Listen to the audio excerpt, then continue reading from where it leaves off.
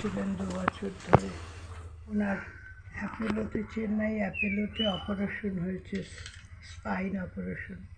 সেই অপারেশনের পর আমার ছেলে গিয়ে করিয়ে এনেছে। তার 6 মাস পর আবার ব্যাঙ্গালোরে গেছে। ওনার ইচ্ছে ব্যাঙ্গালোরে দেখাবেন, অ্যাপোলোতে আর দেখাবেন না। তারপরে ছেলে নিয়ে গেছে ব্যাঙ্গালোরে, নিমহান্স না কোথায়। তারপরে ওখানেও ভালো লাগেনি, নিয়ে গেছে মণিপালে। মণিপালের ডাক্তার বলে দিয়েছে যে আর ভালো হওয়ার সম্ভাবনা নেই, যেটুকু আছে এর চেয়ে বেশি ভালো আর হবে না। ওই তখন থেকেই তার একটা মানসিক, ও প্রবল ভাবতো যে আমি ডাক্তার দেখালেই সুস্থ হয়ে যাব।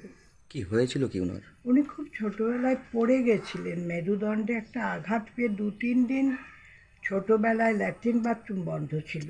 এরপর থেকে দীর্ঘকাল কোনো চিকিৎসা করেনি।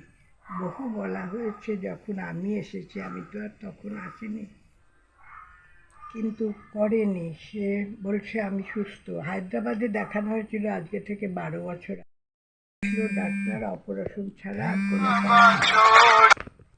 অপারেশনে একমাত্র পথ, কিন্তু তখন উনি শোনেননি। গাড়ি চালাতে বন্ধ করে দিয়েছিল, স্কুটার চালাতে, কিন্তু এটা উনি মানেননি।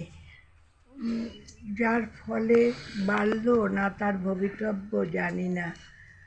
মানে স্পাইন অপারেশনটা ভীষণ ব্যথা সাপেক্ষ।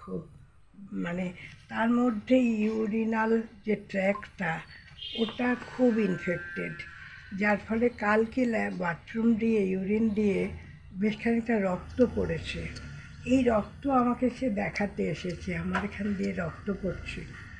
তখন আমি বলেছি ইউরোলজিস্টের কাছে যাব, এক্ষুনি পাল ফার্মেসিতে দেখো না। বলছে 9টা 9:30 বেজে যাচ্ছে, ওরা এখন ধরবে না, কালকে দেখব। তারপর আমি রুটি দুধ গরম করে খেতে দিয়েছি, রুটি দুধ খেয়েছে।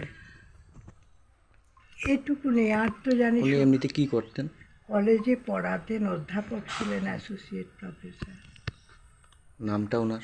সুজিত চক্রবর্তী। আর আপনার? ক্ষমা চক্রবর্তী।